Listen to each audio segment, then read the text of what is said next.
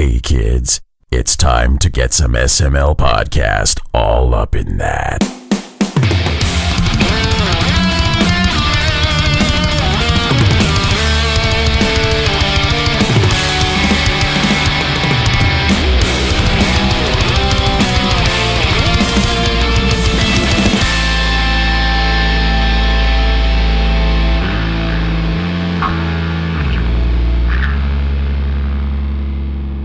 What's up, everyone? This is the SML podcast. I am your host, Joe. Joining as usual, Cole. How are you doing? I'm not dead, so little victories.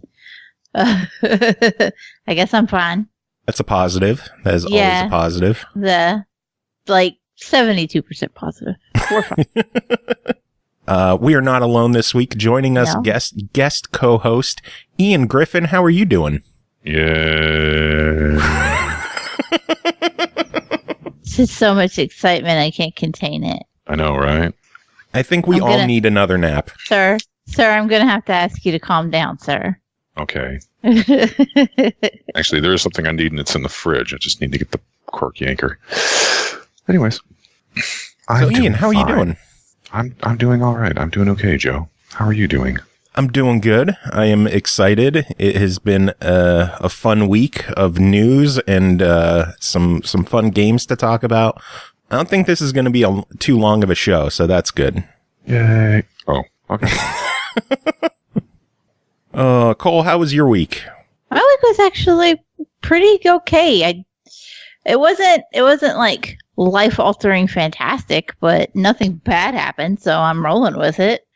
Always good. Yeah, you can't really be picky when it doesn't go poorly. You're like, well, there's nothing to bitch about, so I guess I'm fine. Yeah. Yay. It's the last week of school for the kids. It is always good when you have stuff to bitch about. It is. It makes for better stories. It does. And I just don't have anything to bitch about this week. I'm like, well, I didn't die. And nothing awful happened, so... Ian, do you have anything to bitch about? I feel so empty not having a bitch session at the beginning of the show. Well, the new Skype annoys me. Yeah, it annoys me too. I mean, I've adjusted to it. I still miss having the Skype image on the stream. Yeah. You know what was good about that? Because it would like glide up around the icon of whoever was talking. If we had more people and I didn't recognize all the voices, then it was easy to keep up with. Or if I didn't know if like background noise was being picked up, I could guarantee it if I saw it on the screen. Yeah. Now I'm just like, the cats are tearing the house apart and I can't tell if y'all can hear it or not. Well, I don't hear it.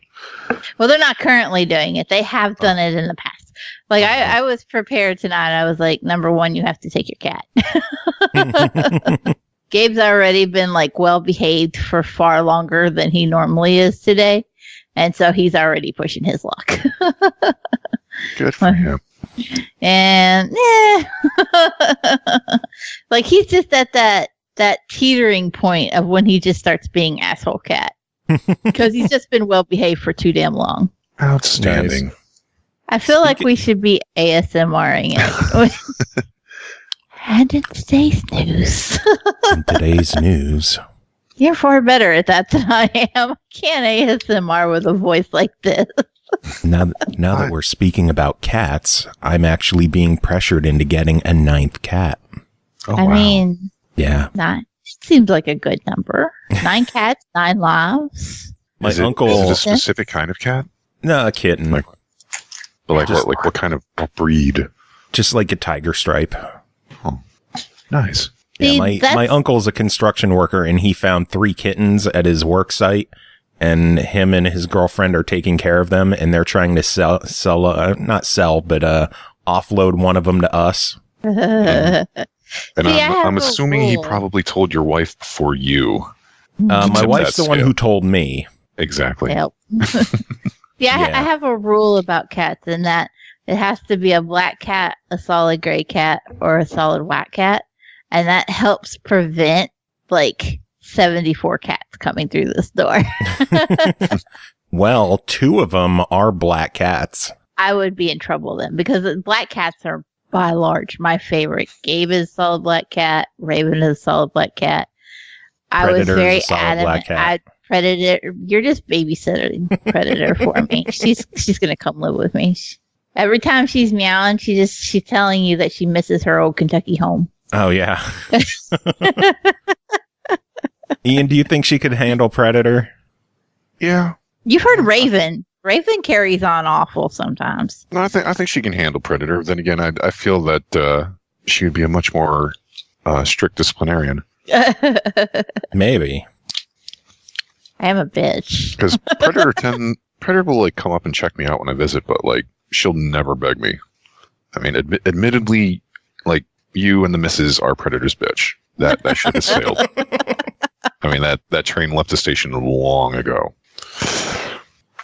One of the best things happened earlier because David is incredibly jealous that Gabriel is so attached to me.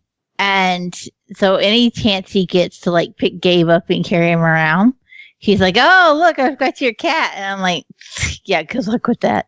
I do that with Peaches all the time with Ashley. Did he come in here earlier? And he's like, he's got Gabe, and Gabe weighs like 16 pounds. He's half Maine Coon. He's a big motherfucker. And David's just lugging him. He's like, "I've got your cat." And I said, "Yeah, watch this." And I put my hand out and I went, "Gabriel." And Gabe literally just bolted out of David's arms and come over and lay down on me.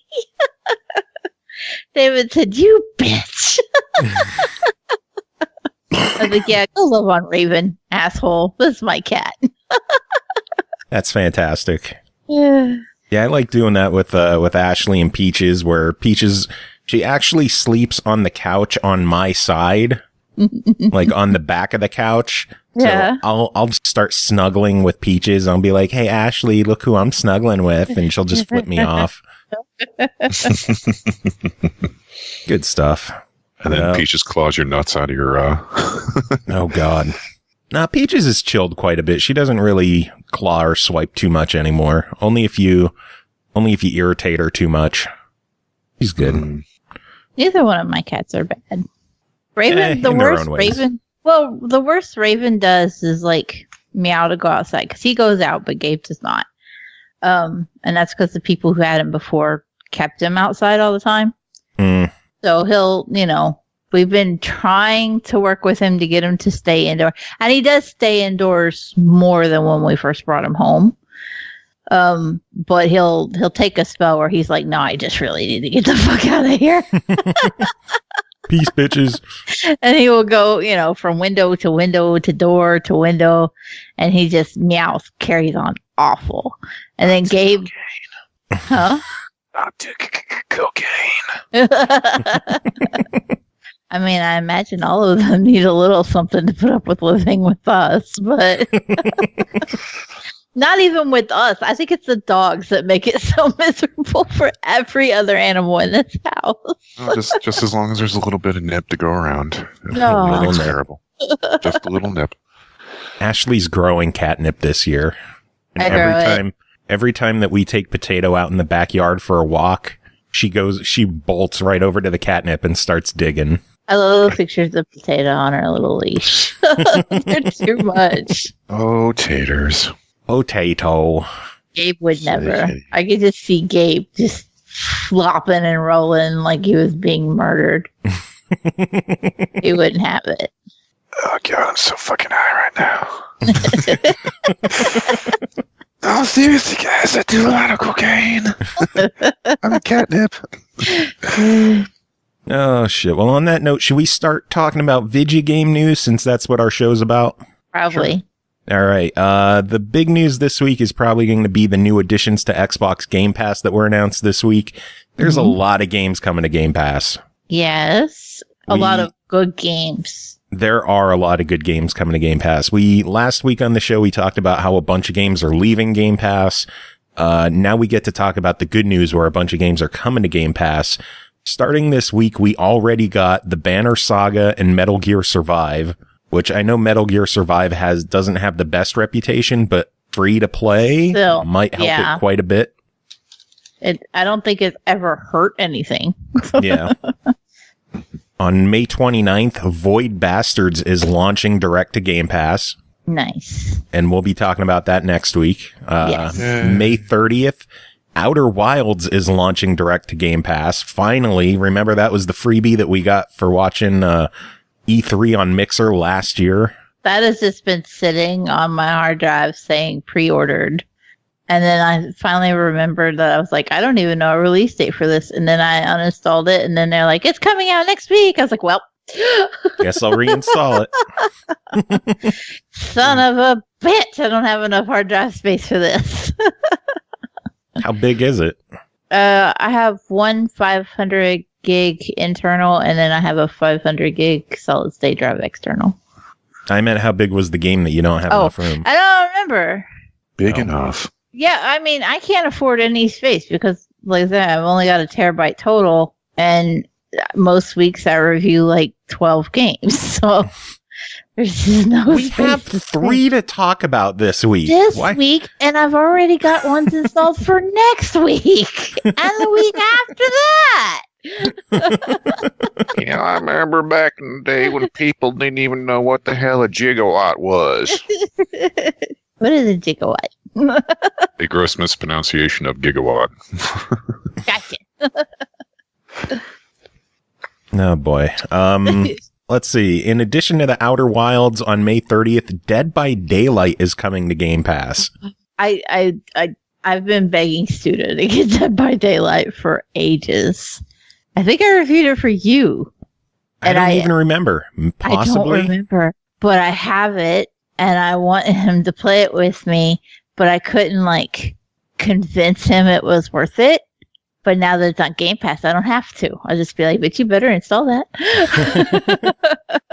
That's been getting a lot of DLC, too. That has so many horror icons in the game now. Yep. I don't even have any. Sorry to interrupt, but there have been like a lot of changes to a lot of game mechanics as well. So, I mean, like if you played it like a year or two ago, like it's, I don't want to say it's completely different, but there's a lot of, there's a lot of new icons.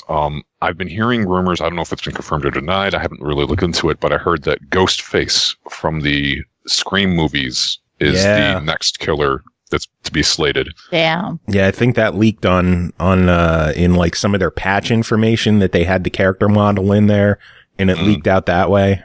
Mm-hmm. Yeah. I still love the Hag. That's my favorite. Yeah, and also Ghostface. Like, there's always been kind of like a top 10 list of horror icons that everyone and their mom is hoping, praying, tinfoil hatting, will be into the game. Because, I mean, let's see, right now they've got, like, Freddy Krueger, Mike Myers, Leatherface, the girl from the Saw movies with the pig mask. Mm-hmm. I feel like I'm forgetting someone. Isn't like I said, Ash it's been a while. in there? Oh, yeah. Well, Ash as a survivor, yeah. I think if he's not in it, he's going to be in it soon. Still, it's really awesome. Yeah. But it's cool that they're able to get permission to use those likenesses for the game and all that. Yeah, too bad there's a Friday the 13th game already out, or maybe we could get the whole kit and caboodle in the game. Yeah, and it was. I mean, it did have the potential to possibly be, the Dead by Daylight killer, but nope, not at all. But yeah, Dead by Daylight coming to Game Pass again. These multiplayer games coming to Game Pass are genius. It is such a good idea to have these kind of games coming to Game Pass. Yay. Hooray. Cole, any thoughts? No, I love Dead by Daylight, and I'm excited, and I want to play it.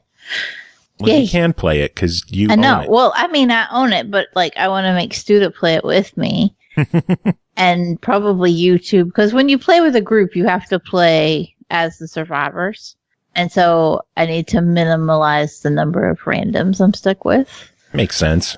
Otherwise, I'm just going to spend all my time playing as the hack because that's my favorite thing to do. Oh, man. But that is not it with Game Pass editions. On June 6th, we are getting the Banner Saga 2, Full Metal Furies, and Super Hot. Super hot. Super hot. Still haven't played that. Hot. Super hot. Hot. Super Super. It has hot, to happen hot every soup, time. Hot soup. I don't know anybody that can say super hot and not say it like that now. Mm-hmm. Super. It's required. Hot super. I am now I'm hungry. I am coughing up a lung. I don't know why. Nasty. Don't know why. Anyway, some other news. There's word going around that GameStop is about to shitify their Powerup reward program. Have you heard any news on this?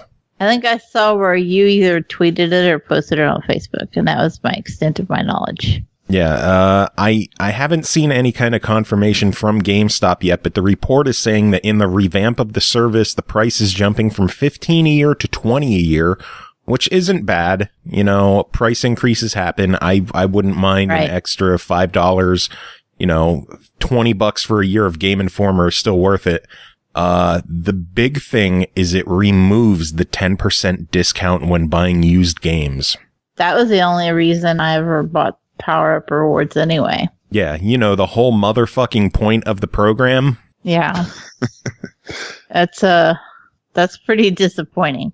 Yeah, apparently it will keep the 10% trade-in bonus, and instead of any kind of discount, users will instead get a $5 voucher to use each month in a use it or lose it program. But no more actual 10% discount on used games. If this is true, again, I even asked some people at GameStop and they had no idea what I was talking about. So it's possible this report is bunk, but you know, can GameStop just go under already? Ours closed. We don't have one anymore.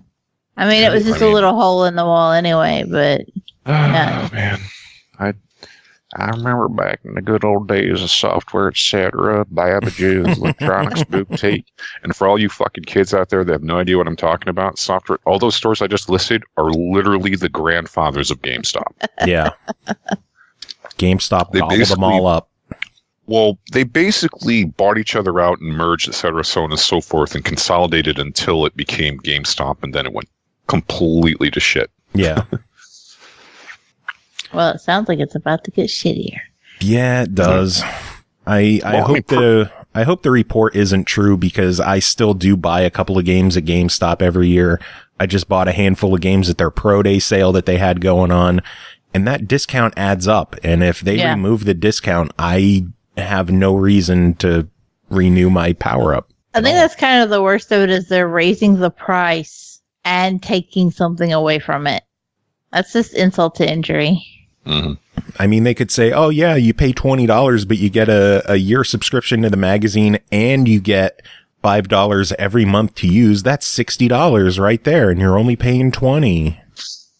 But I didn't join the program to get a $5 voucher to use a month.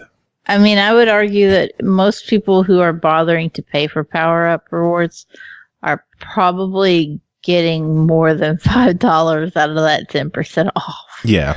So, I mean, if you're willing to pay for it, you're probably using it pretty heavily, which just puts more money in their pockets, I guess. But yeah, pretty much. it's a bummer. Oh, GameStop, get your shit together. They won't. No, they won't. I mean, I could direct digital. I could direct you to a couple of really eye-opening videos on YouTube that explain just how fucking scummy GameStop really is. Oh, yeah. I don't doubt it at all. Let's see, what other news? Alice Madness Returns has been added to the EA Access Vault for Xbox players, so that's cool. I've always wanted to play that game, and then I just forget about it until after it's like on sale and I'm broke, or it's just not an option, and I'm like, son of a bitch, I forgot that existed. Can I play it now? I always liked the first one. I've never played the second one, though. Well, the first one's actually included with the second one in the vault. Oh, nice. Because it was a part of the, remember when online passes were a big thing? Mm-hmm. The online pass for Alice was the first game. Oh. So if you bought it new or you bought the online pass, you got the original Alice game. Gotcha. American McGee's Alice. Yeah. There's a rumor that From Software's next title is a collaboration between Miyazaki, the Souls director, and George R.R. Martin that is supposed to be announced at Microsoft's E3 briefing. Thoughts on this? Well, now that he's done with Game of Thrones, and hey, you want a bitch fest? Just look for anything concerning the final episode of Game of Thrones.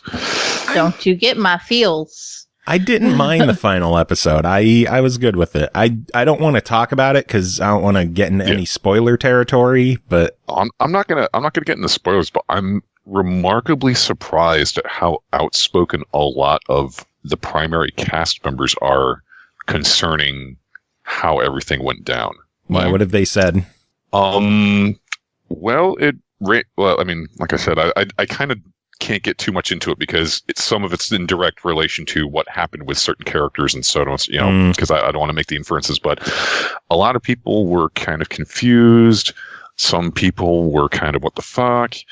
Some people flat out said they were disappointed, and, one or two cast persons, trying to keep it gender neutral so I don't drop hints, were just basically like, I wouldn't say like furious or angry, but kind of like disappointed, a bit vexed about how their characters were handled in the final moments. Well, final episode, I guess, would be a better way to put it. Because in a way, it's understandable. Because they've been playing these characters like 8 seasons for like 10 years? Is that how long it's been going on for? Yeah, 10 or 11, give or take. Yeah.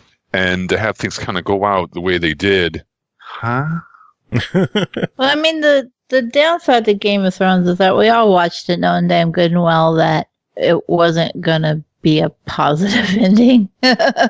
True. None of us were getting our happily ever after out of that, no matter what side you were on.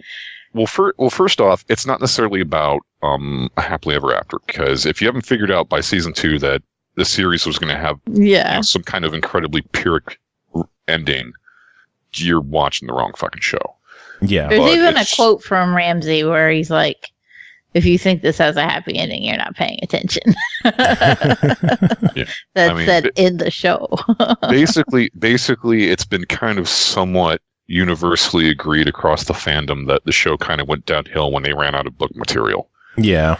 I know that people keep using that argument, but I think people keep forgetting that George R.R. Martin was an executive producer. He could have cut them off from the path they were going at any time. He had input. He wrote some of the episodes.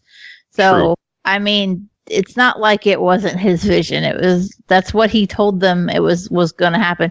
They were saying not exactly. No, because he did say they did say, I remember back during seasons 5 and 6 when people were like, "Oh, they're going to run out of material from the books," and they were like, "Yes, but he's told us what happens. We know his vision," and he did write some of those later episodes. Yeah. So we can't blame. Everybody wants to blame, Benioff and Weiss over it, but you really kind of can't. I mean, that was George R.R. Martin's baby, and he did have a hand in where it went, whether you like it or not. Yeah, but another issue that comes up as far as that argument goes is that the two writers, they just wanted the series to end. They did. That is the fought bigger issue. Yeah. They fought for shorter seasons, which is why 7 and 8 were lacking a couple episodes. Mm-hmm.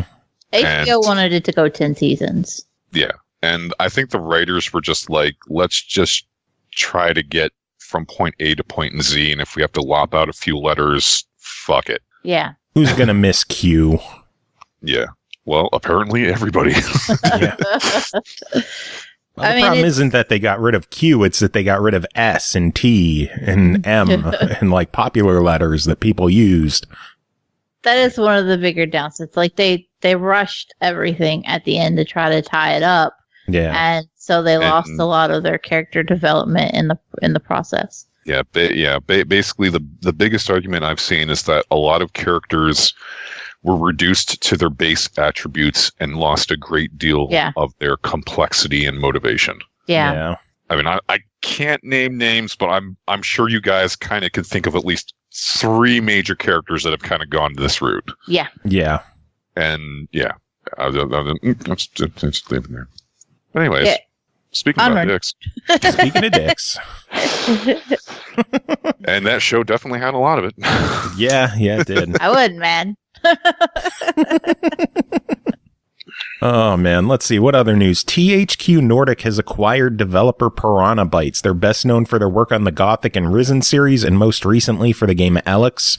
I guess this means we won't see a proper Risen 4 anytime soon. I'm not familiar with any of these series. I'm still mad because Risen was one of the first games shown off in material for the backward compatibility program, and we still haven't gotten them. They were in promotional images when they first talked about the goddamn program. I want to play the Risen games on my Xbox One. Got all three of them waiting. I wonder what the hiccup is there, because typically it's...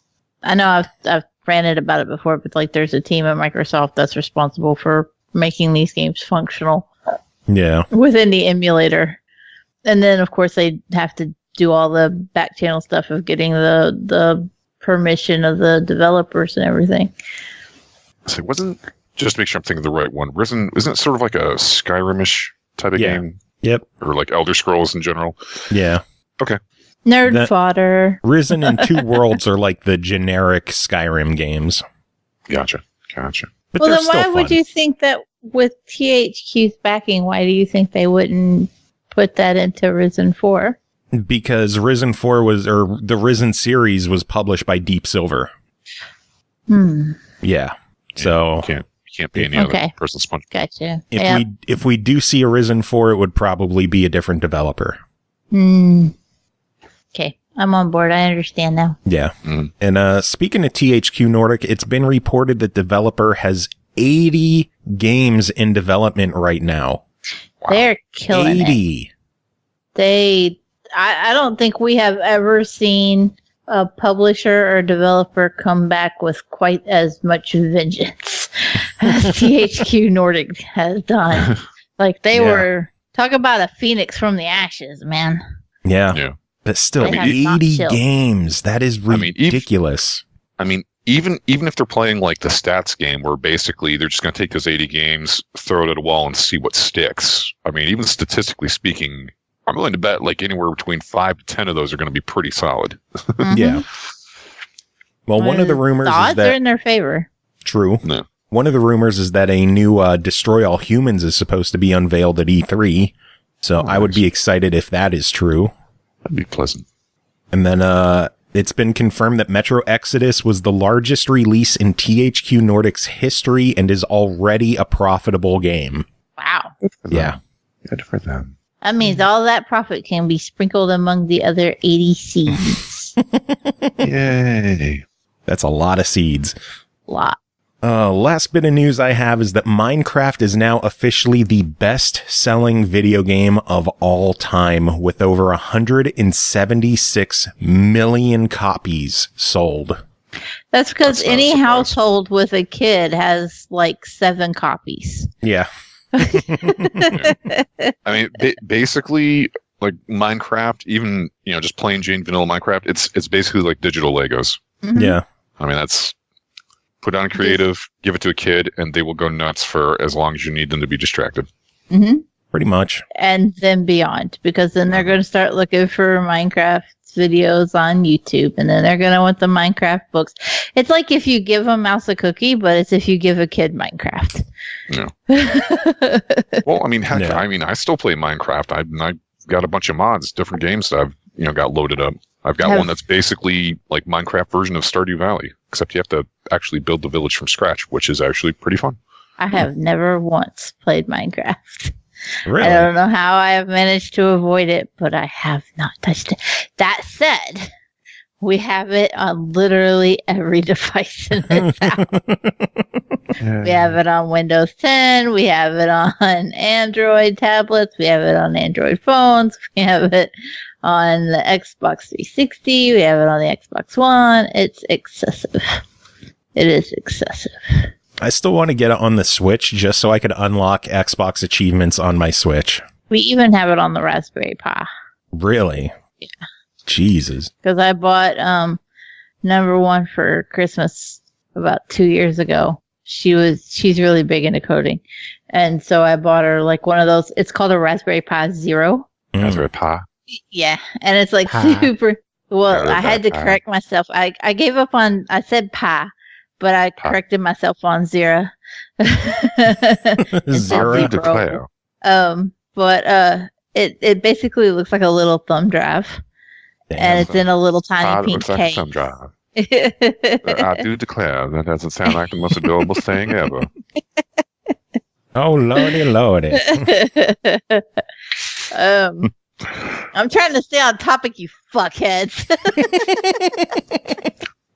Frankly, anyway, Cole, I don't that give a little damn. Raspberry Pi Zero plays Minecraft.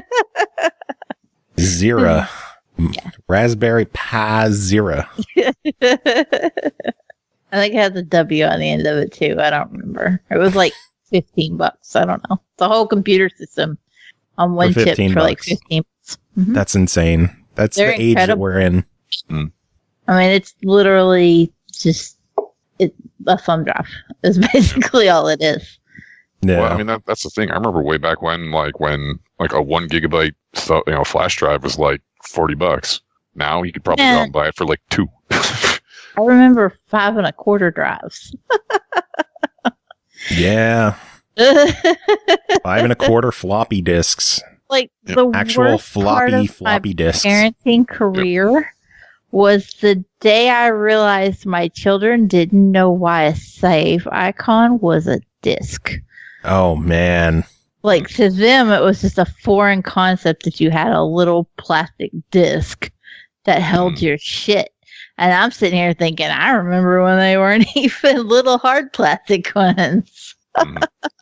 Oh, hey, you remember like the original laser discs? Oh yeah. Okay, now for the kids that have no idea what that is, okay, think of a DVD the size of a vinyl record. Now, for all of you out there who have no idea what a vinyl record is,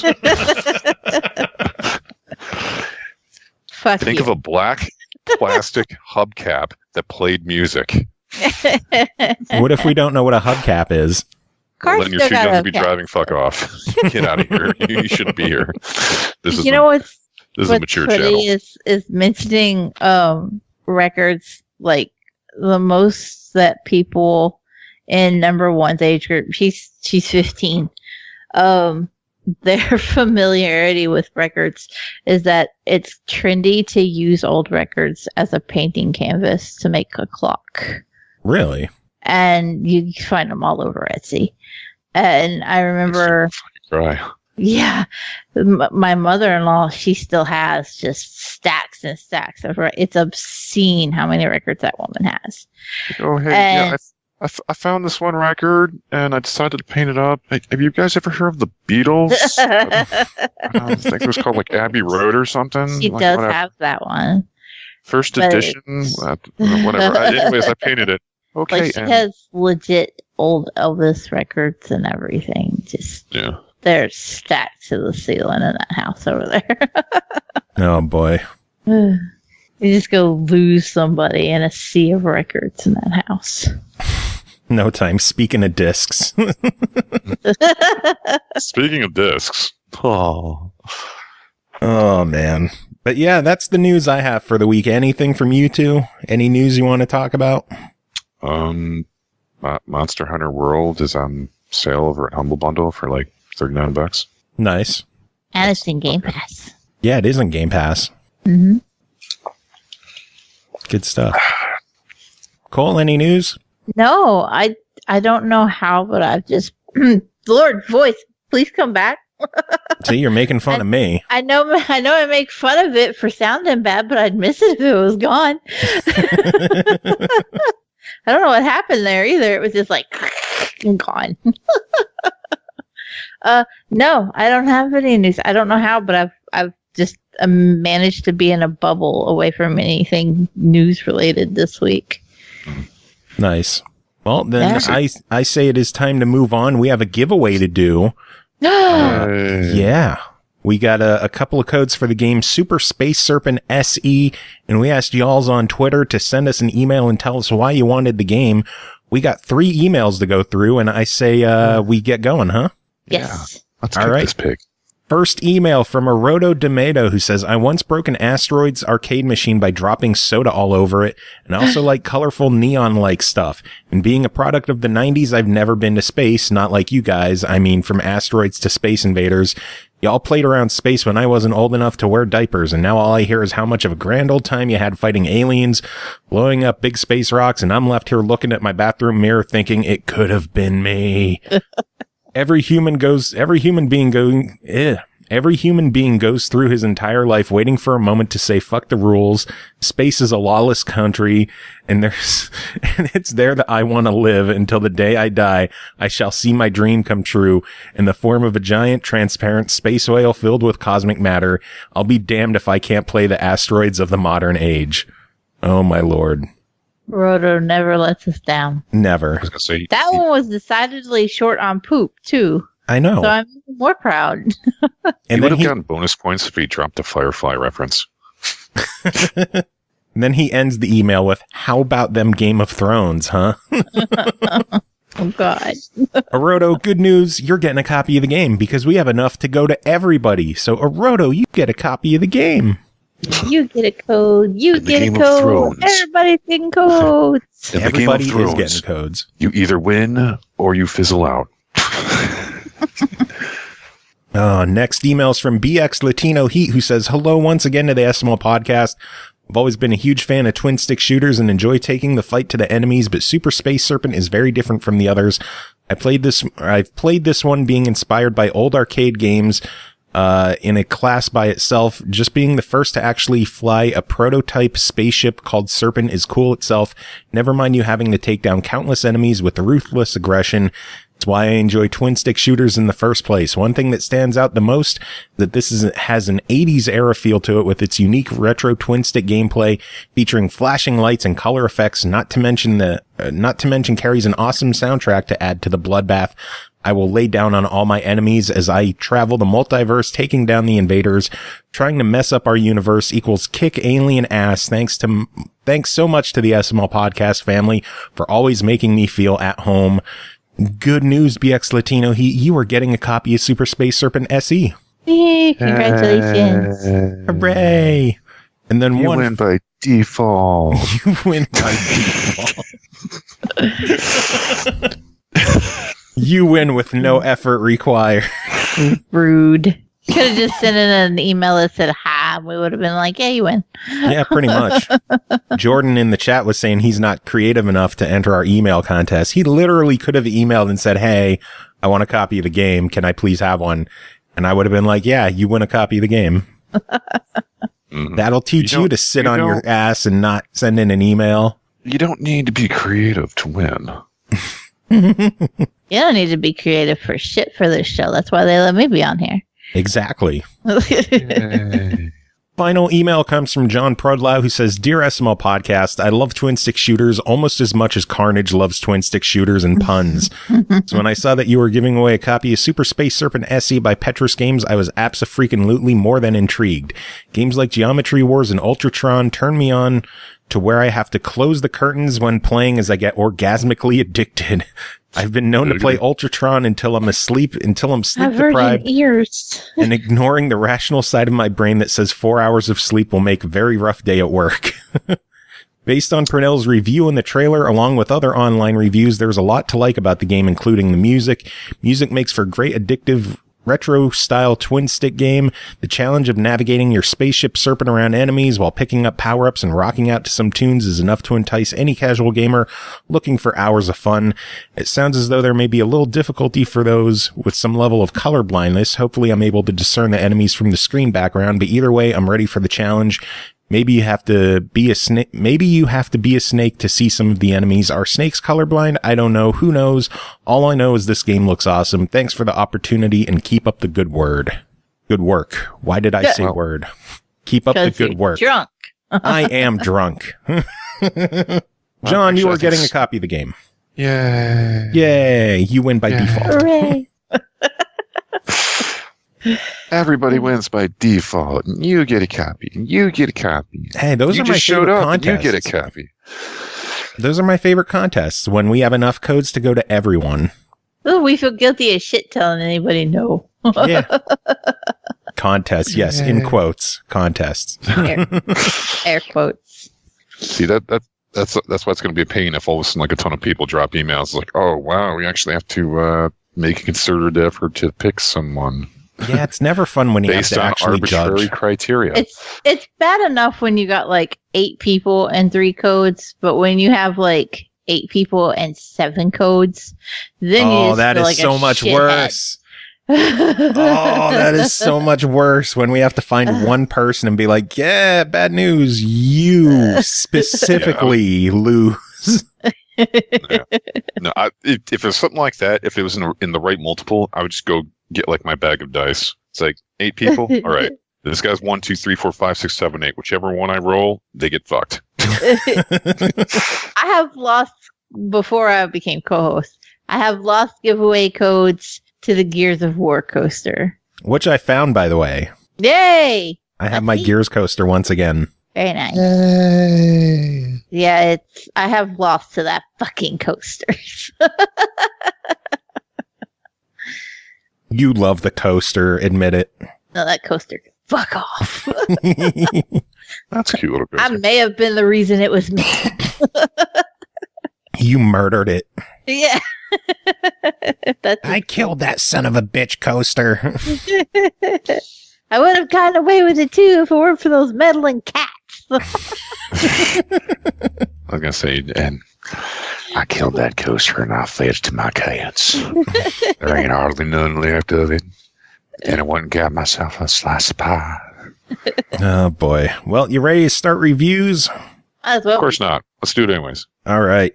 First game to talk about tonight is called Dauntless, developed by Phoenix Labs, published by Epic Games, released May 21st on Xbox One, PS4, and the Epic Games Store as a free-to-play title with in-game microtransactions. Hunt behemoths, powerful, wild, and ravenous for the aether that holds the shattered isles aloft. Behemoths are a threat to our very existence. Team up with other slayers to confront these massive beasts before they consume what's left of our world. Cole, tell us, what is Dauntless? So, I feel like Ian's going to choke down my throat when I phrase it like this. Here was my first reaction. This is Monster Hunter World with a Fortnite skin. That's not a negative thing. It's just that it definitely has that cartoonish aesthetic. Yeah, I don't want to say cartoonish, more animated. Yeah, it's definitely stylized. It's not hyper realistic. Yeah. In its art style. And it's not detrimental, but it just very much reminded me of Fortnite.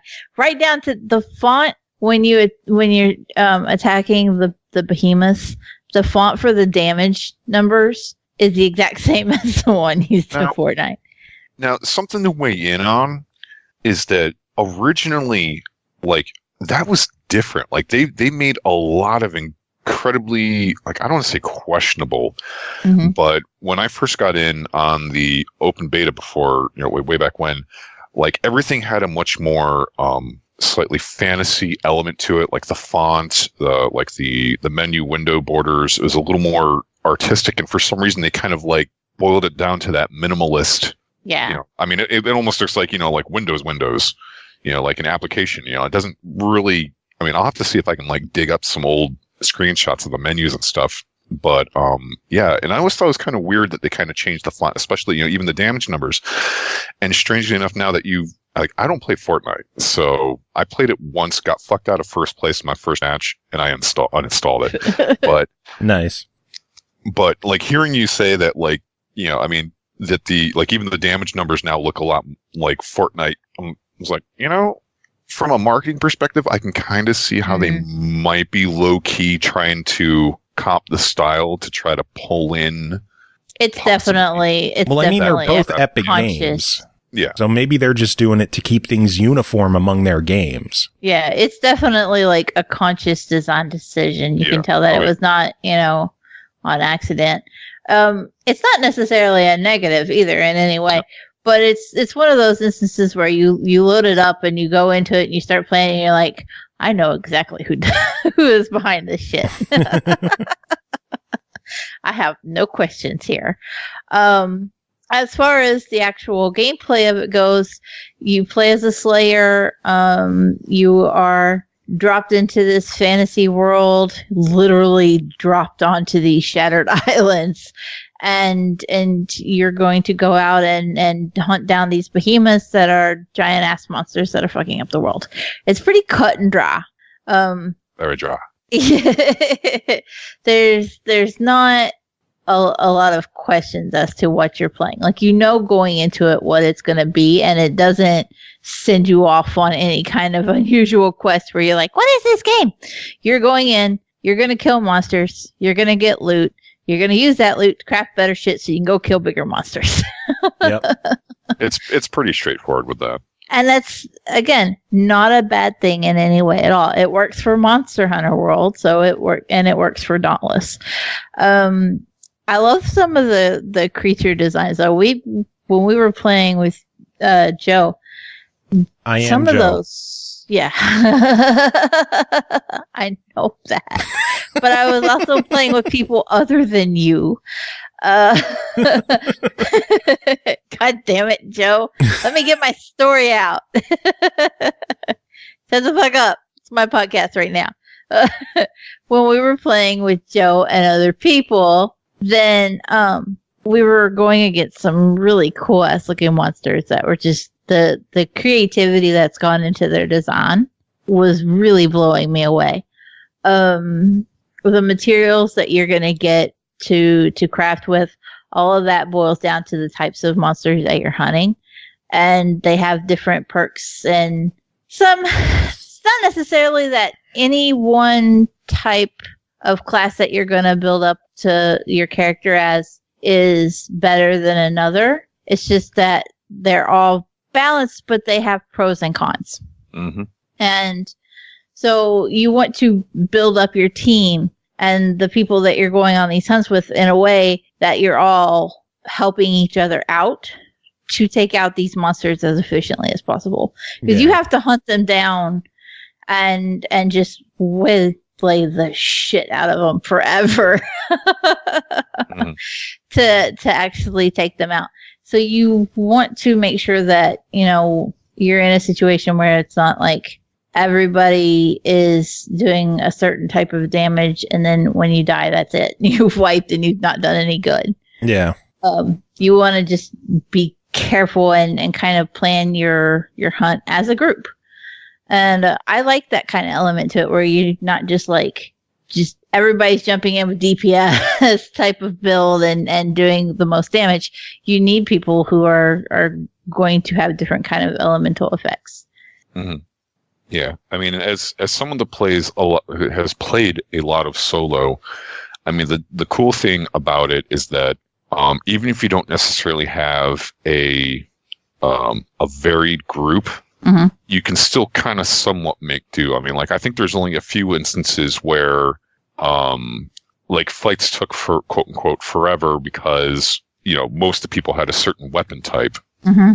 Because I'm trying to think, because just to give there's like six weapons total.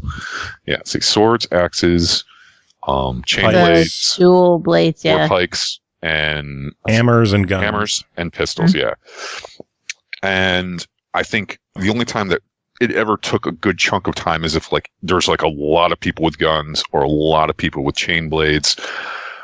But even then, if everyone is competent and stays on point with what they're doing, you'll get it eventually. It'll just take a little bit longer than if you had a guy with an axe, a guy with a hammer, a guy with a sword, and a guy with a war pike. Because you have, each weapon kind of has its own little niche in the combat scheme that, usually the more you have, the better it is. But I mean, it's not like you're fucked if you have 4 people with guns. In fact, probably one of the fastest hunts I've ever been on was when I was in a group with 4 people with really tweaked up guns, and it was a hate crime. We just laid into it, and that thing just went down in probably I'm going to say at least 5 minutes flat. I do wish that there were a little more detail on the how the weapons can be used at their best. I feel like it's just yes, this is what you've got. Good luck. A little more explanation, what pairs well together, would be nice. Mm-hmm. Yeah. No, I get that, because like a lot of information that I take for granted, I've learned and gleaned from more experienced players as I was playing through the game. And one of the systems in play is the whole cell thing. Like each piece of armor and each weapon have these slots where you can put these cells. And these cells give you like additional perks, bonuses, benefits, you know, like conditional type stuff, like because, I mean, you have the whole iframe dodge thing. So, like, if you look like you're going to get belly whopped on by a giant behemoth and you know you're not going to outrun it, if you time your dodge roll just right, you'll iframe clean through it. If anyone out there has no idea what an iframe is, play Dark Souls sometime. Invincibility frames. Basically, when you dodge, you're invincible. Yeah.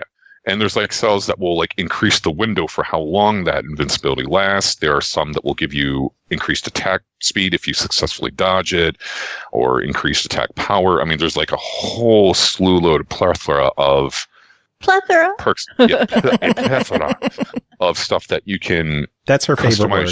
I love that word. Yeah, that you can use to customize your build and make it a lot more fine-tuned.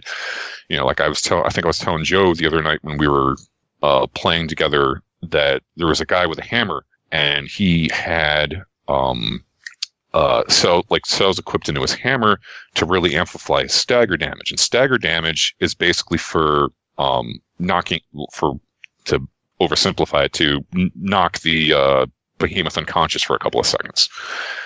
So basically, if he hits it in the head enough times, this thing's gonna like keel over and just kind of get stunned for about like maybe 10, 15 seconds, and everyone can just go to town. And this guy was just repeatedly knocking him over, gets back up, knocks him back down, gets back up, knocks him back down. And there's only two of us. It's just me and him. And he was just totally knocking this guy over. Like he was like MLG level.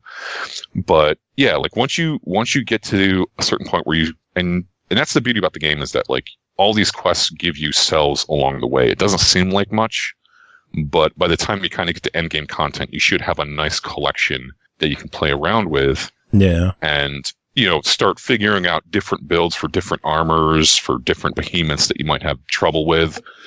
And there's a bit of variability to it. Yeah, exactly.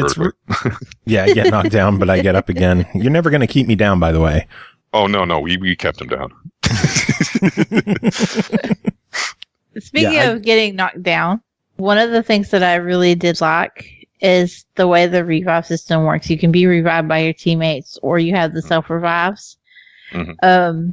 I would have liked if it had explained, though, that if you're in 100% danger mode, that you have to self-revive. Nobody can pick you up.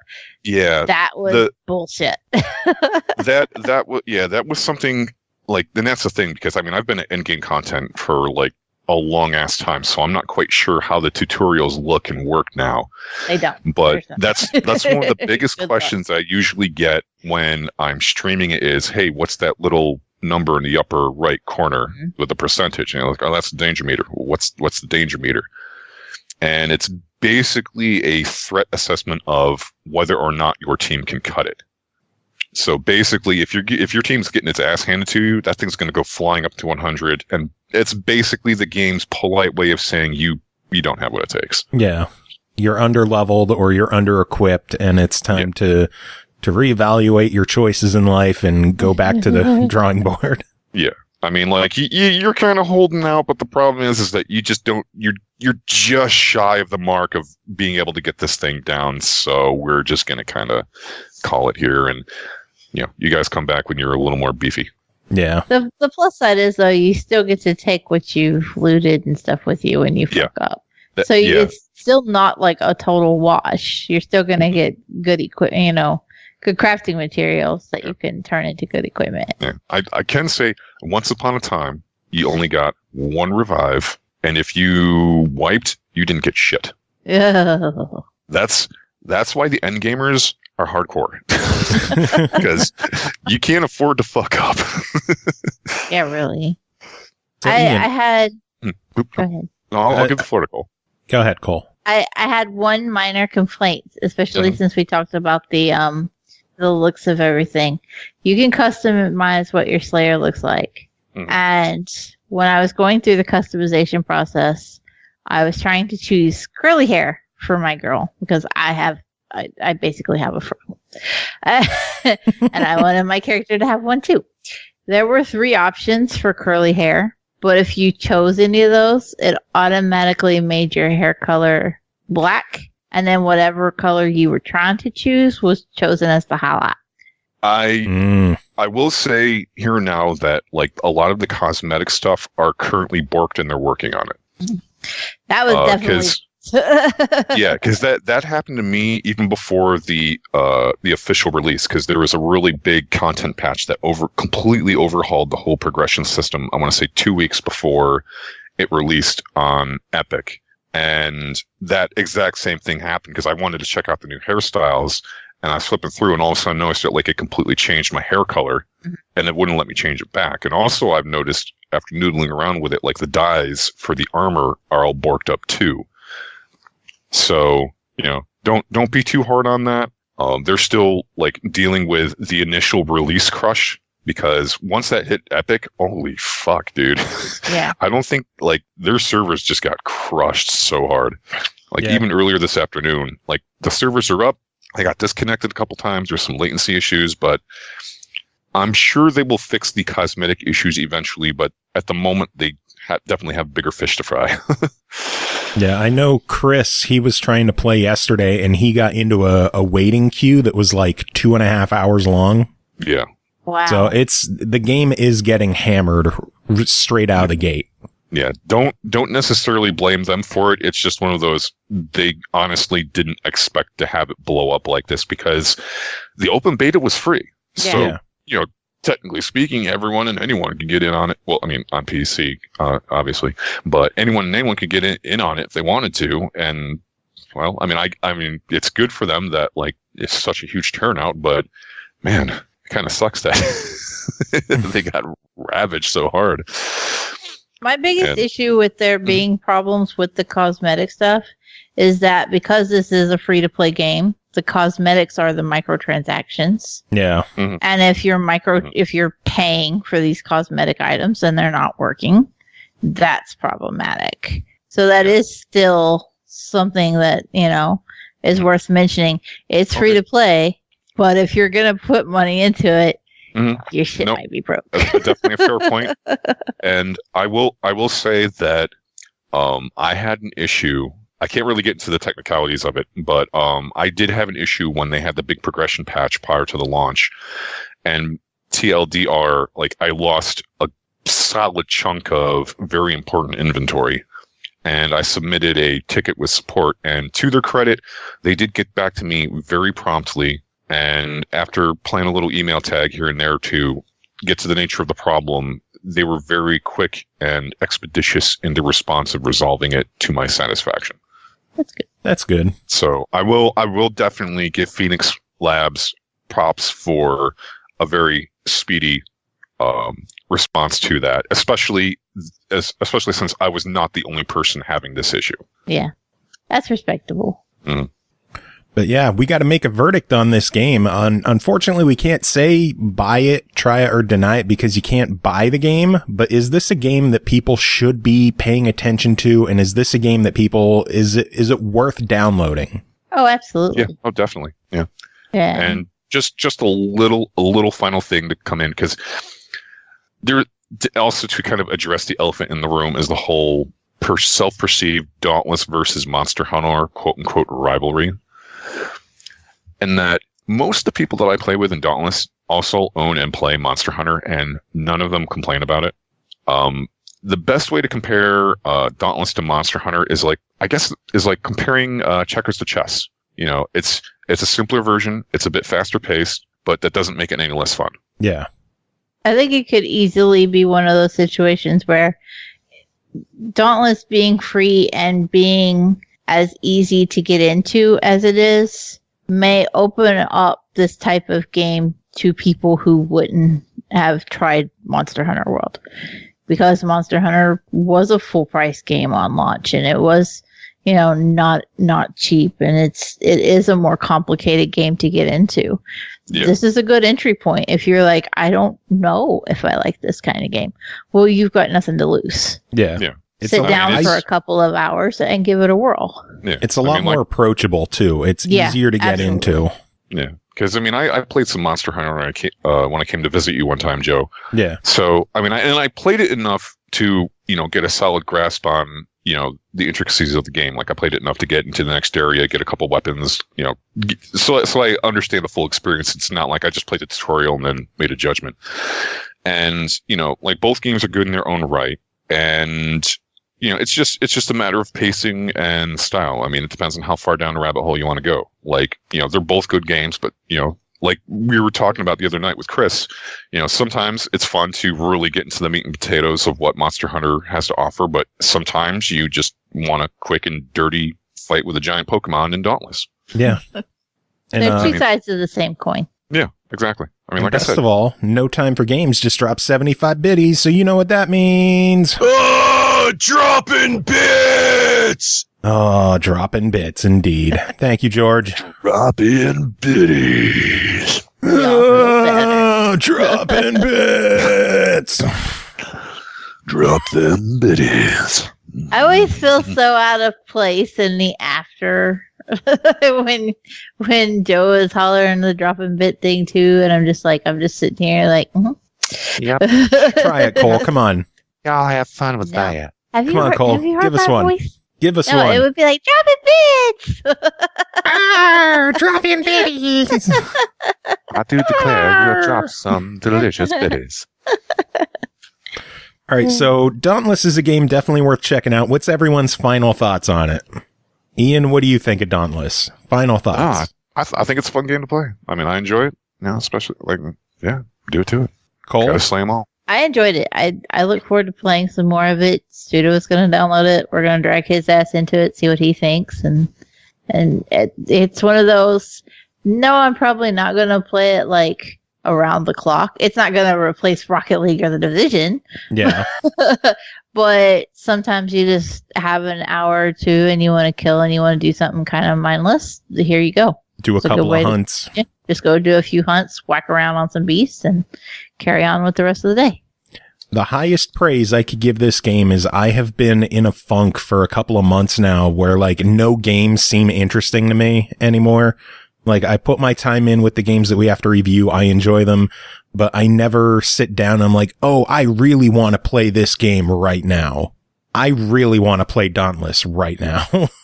The biggest testament to that too is like I woke up the other morning to get the girls ready for school and I had a message from like 2 a.m. of Joe going, hey, are you around? Do you want to play Dauntless? I'm like, no, the fuck I ain't around. Hey, I didn't know. There was a chance you might have still been up. No, goddamn school now when I gotta get up at 3 or 3. Get up at 5 a.m. Shit, no. But that's like the first time you've just kind of randomly been like, we should play this. Do you want to play something? Yeah. And it was testament that it had your attention. You were enjoying it. Yeah, I'm enjoying Dauntless a lot. I already dropped a couple of bucks to get the Elite Pass for the first season on console. Not surprised. And, I might pick up another couple of seasons. I'm having fun with it, and I want to keep playing it. If there was a collector's edition of a behemoth, you would have already pre-ordered it. Oh, Jesus. If they release a collector's edition of this game with a giant-ass statue, you are goddamn right I would buy it. Hopefully they would include some in-game content and not just a giant statue, but nope. I would still just get a giant Dauntless statue. Ian, what behemoth would you want a statue of? Bye, Ian. We miss you. Did he disappear? I don't know, but he sure shit ain't saying nothing. Maybe he died. No, it still says he's there. Maybe he's muted. Yeah, he's muted. Oh, he just messaged me and said, need to take a pee break, be back in a bit. If you have to come back in a bit, that's not a pee break. Oh, well. Next game to talk about is called American Fugitive, developed by Fallen Tree Games, published by Curve Digital, released May 21st on PC and PS4, the 23rd on Switch, 24th on Xbox One for $19.99. Framed for your father's murder, you'll need to do whatever it takes to unveil the real culprit. Tackle thrilling missions for the criminal underworld, just don't let the cops track you down. Cole, tell us about American Fugitive. I'm gonna fit the most genre descriptors I've ever used for a single game. Are you ready? Yes. American Fugitive is a top-down, open-world, action-adventure sandbox. You could fit a couple more in there. My lungs hurt. Anyway. Dating sim with RPG elements, rhythm I would game. play the shit out of that because I love dating sim games. If you threw in some Kitty Powers Matchmaker into American Fugitive, I'd be like, fuck yeah! Anyway, back to this game. Anyway. You're taking control of Will Riley. That's a horrible to say combination of letters. Will Riley. Will Riley. And he has been framed for the murder of his father. So, of course, he gets sent to prison. And he ain't having none of that shit. So he breaks out. Once you help him break out, then you've got to help him stay out. And that's not as easy as it sounds. Because he quickly finds himself going on a ton of criminal fetch quests for his ex-brother-in-law. And then he works his way up the criminal food chain. Because when you're trying to avoid jail, you get involved in criminal activities. It seems like an odd combination. Basically, everything he does is with the premise that he's trying to find the real murderer for his father's murderer. So in a way, he's trying to clear his name, but he's just making shit so much worse. And he already had an impressive rap sheet to begin with. So he's not exactly somebody that is, an honest, good hero who has been falsely accused. Like, pre-game life is pretty shitty dude. He just happened to not do this one shitty thing he's accused of. Yeah. So, 1 out of 700 ain't bad. It's fine. It's fine. Everything's okay. Once you escape from the prison, your very first goal is to not be wearing prison orange anymore. Smart. Very smart. What clothes did you wind up in? Because I picked the dresses every fucking time. I got a dress too. I love the whole process. Like, when you're interacting with other characters, there's not active cutscenes or anything in that regard. It will pop up 2, circles, and they're kind of mildly animated here and there, but they're not overly done. They'll kind of make expressions or whatever. And then it has the dialogue text boxes. But what's hilarious is whatever your character is wearing shows because up you're in trying the to hide. It shows up in those little animations, and it's hilarious every time he's got on. He's just this big, angry looking dude. Wearing a he red looks dress. Basically every motherfucking redneck around here. All he's missing is the rat tail. Oh, God. I used to have one of those in elementary school. There are kids in our elementary school that still have them. They're very popular here. I used to be able to wrap it around my face and through my mouth. I am not at all surprised by this information. Back in the days when I had hair. That is more surprising than that you had a rat tail. Anyway, as you were saying. Anyway, Riley in the little circles with his little dresses reacting to shit is just I'm going to be perfectly honest. I didn't want to review this game at first because everybody was like, oh, it's like Grand Theft Auto. And I'm like, fuck no. I hate Grand Theft Auto. I have no interest in that shit. And yet for some reason, I've gone back to this game so much this week just because I wanted to. It's a fun game. It really is. It's so easy to get hung up and just spend so much time seeing if you can outsmart the cops and rifle through as many houses as possible and not get caught. How much time did you spend? Hey, he's back. I don't want to talk about it, but I spent more time than you just did in the bathroom. Hey, man, I'd see it bad about a dog. When you got to go, you got to go. You just got to let it go. That means you missed the whole rat tail conversation. You should be sad. We were talking about rat tails, my dude. Oh, Jesus. No, I'm pretty sure I had more important things to do. Did you have a rat tail when you were a kid? Are you trying to hide this information? No, You cannot suppress information from fans. No, I did know a kid with a rat tail and it looked dumb as hell, so no, I dodged Did you have that a bullet. bullet? Did I have no? Mullet. What kind of kid were you? One that didn't grow up in the sticks there, Cole. That was not your best impersonation of my accent. Thank you.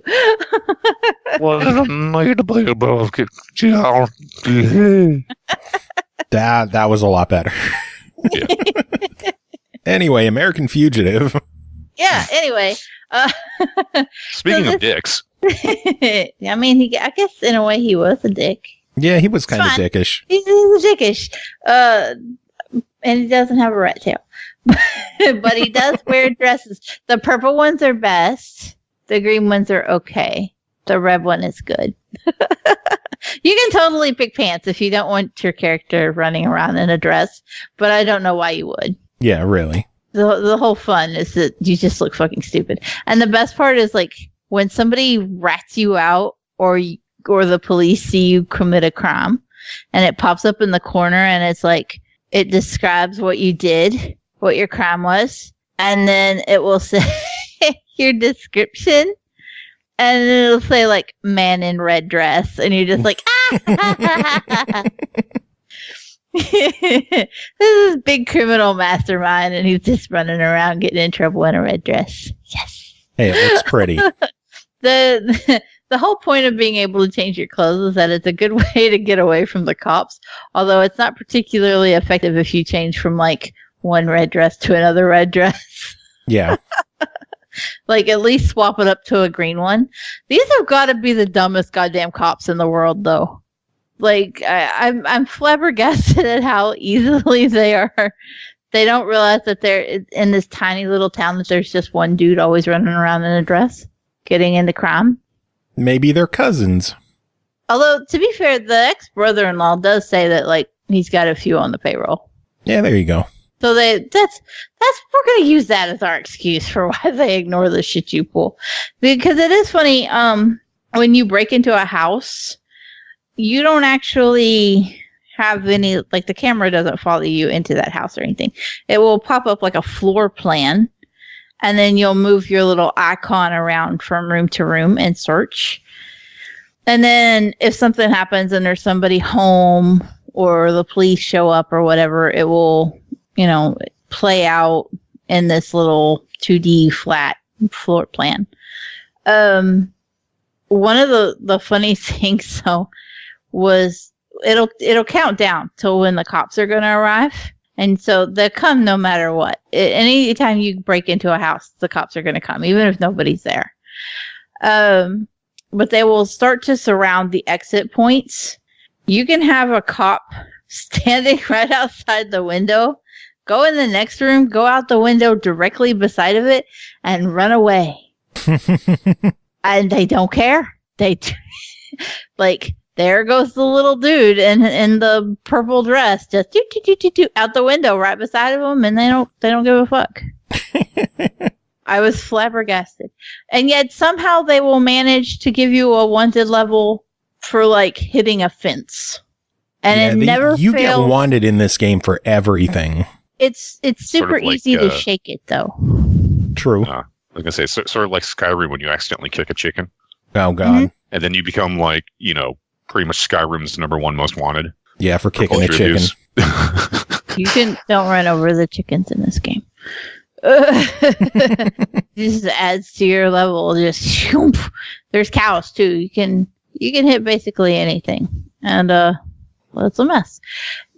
I have one major complaint, and I can understand why it is the way it is.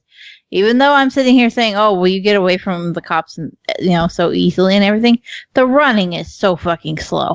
Oh, it is. You even can when sprint, but even the sprint lasts like 2 seconds. You could sprint and then you gotta stop. You do get skill points from carrying out missions and stuff, and you can use those so that you don't get winded as fast. but you still move so slow. And it's such a big shift because you get in a vehicle and just like they're hair triggered.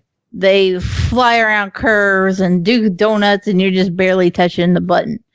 And then you get out and you run and it's like he's got lead shoes. And you're just like, I fucking hate you, move. And yet still will outrun the cop. I don't get it. I did manage to get a wanted level enough to get the SWAT to chase after me, and I still shook them. Oh God. I found the corner that was dark and I crouched down in some grass. And the helicopter and the SWAT teams in their big armored trucks, they just right by. They just gave up. Yeah, they're just like, never mind, it's fine. Enjoy your purple dress. All right. Well, minor gripes aside on American Fugitive, $20. What do you think of it? I had so much more fun with this than I expected. I give it a buy it. Nice. Yeah, I really do. All right. Well, one last game to talk about tonight. I told you it was a quick one. Back in 1995, developed by Throw the Warped Code Out, published by Ratalaika Games, released May 21st on PS4, 22nd on Xbox One, 24th on the Switch for $9.99. Be transported to a world both concrete and indistinct where you must uncover the mystery surrounding the disappearance of your daughter, the catastrophe that shook the city, and why you've decided to finally return. Cole, what is back in 1995? I'm not sure, but I will tell you that even though as much as I played of this game, that is the most story that I had in, like, I didn't realize any of that existed. So back in 1995 is meant to pay homage to classic survival horror games. Like, it's just classic survival horror games. Like all of the bad parts of survival horror games. I mean, this game is wearing CRT lined rose colored glasses about classic horror games.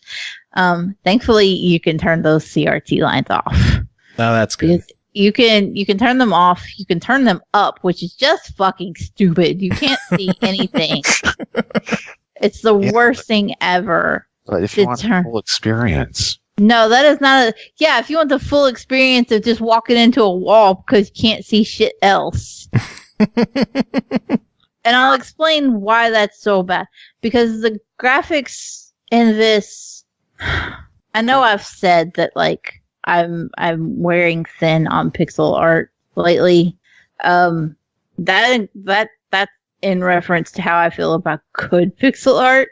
This is not good pixel art. Oh no. Everything just looks very blurry and it's very gray with occasionally a little bit of blue. And the textures are all stretched. And when you're walking around in rooms, the floor texture literally looks like somebody is taking a warp brush in Photoshop and moving it over the floor because they couldn't animate the motion of the floor. Weird. That is off. And then you put those CRT lines on top and you're just like, excuse me, I need a puke bucket. Oh boy. It's not good. And I feel so bad. So well, it's meant to look like early PS1 games, so I guess they accomplished that. I don't even feel like early PS1 games were this bad. Wow. This is like cranked to 11 on the what the fuck are they doing scale. I'm sorry. Is the game fun at least? No. Oh man. I'm sorry, I'm trying.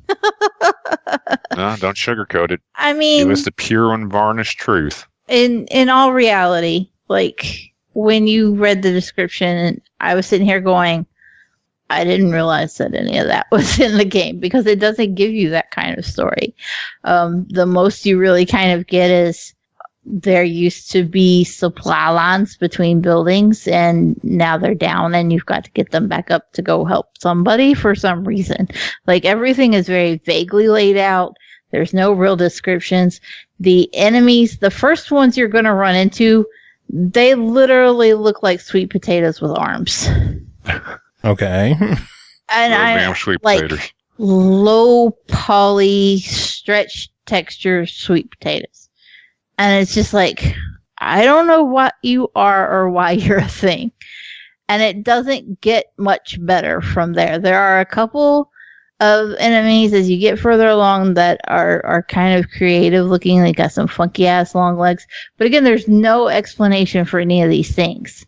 It's just they're in the way. Yeah. And the actual gameplay is like basically fetch quests. Go.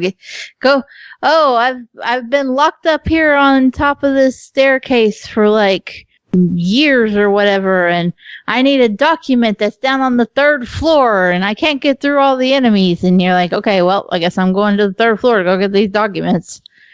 I don't know why the documents are important, but let's go. I will say, thankfully, that there's plenty of weapons and ammunition and health. So at least you're not going to get horribly fucked up. You can get through the game. It does have tank controls, and it does have those fixed cameras. Again, it's the rose-colored glasses of nostalgia. Yeah. Make people think that those things are a lot better than they are. At least, I will give it credit for this, because a lot of the times when you have a game with tank controls, they limit you to the D-pad. At the least, you can use the analog stick. Well, that's good. So hallelujah for one small miracle. Most of the enemies that you're going to encounter, you can basically take everything out with a wrench. Anything you're going to encounter, you can hit with the wrench and be done with it. You will pick up a pistol or a shotgun or whatever if you find them. And ammo's there, and it basically is just classic old, tanky shooting. Yeah. You hold RB, it pulls up the weapon. I wish there was literally anything to kind of give you an idea of where you're aiming, though. There's nothing. You might think you are, and because it's fixed camera, like you can't twist yourself or anything to see if you've got a good line on an enemy. So you may think, you're dead aimed at something and you're going to miss it by like literally a cock hair. And you're like, well, Cute. That wasted a bullet. And you can't tell that you're going to hit it or not. No. There's just no indication. At least usually, like even old school Resident Evil games, your pistol had a lot of them. You would have like a laser sight, so you could see the little dot of where it was going to hit. Nothing, nothing in this one. Oh boy. There is one other benefit to this game. What is it? It's a fairly easy completion. If you I can was beat going the to game. ask. It's a Ratalaika game. Was it going to be an easy completion? So Now, it's not like a 15-minute easy completion like some of their other ones. It'll probably take you 2 or 3 hours. yeah. But you can do it. And it's basically just beat the game. And you're going to get most of the achievements. There are a couple of little hidden things, but there's guides. So, you can get it in a reasonable amount of time. No. Saving grace. Saving grace. Well, is that saving grace enough to merit this game being $9.99 back in 1995? What do you say? No, I give it a deny it. Bummer. I think the visuals are so harsh, and just the warping of the textures when you're trying to walk around and stuff is just too much. I'm sorry. Oh well. Hey, they can't all be winners. All be winners, yeah. And of all the Ratalaika games that I've reviewed, this is 2 that have gotten denials. So they're still on good odds. They What was the other one? One More Dungeon. Yeah. So, Oh well. You win some, you lose some. Very true. But well, I'm sure there's plenty of people that are going to be like, hey, easy completion anyway. Yeah, I'm sure that people who grew up with the PS1 era survival horrors will probably find something to enjoy in this one. But it's one of those things where it's not for everyone. Yep. Yeah. Sad piece. Oh, well, but that is it for this episode. We made it through. A little longer than I thought it would be. Holy shit. Hour and a half. Rat tails. Yeah, rat tails. And then Ian being here. Dauntless was a nice discussion. Mm-hmm. Music this episode, I am thrilled. The brand new album from the One-Ups is out, so I'm going to be playing a couple of songs off of that. Ian, do you have any final words to end the show? No.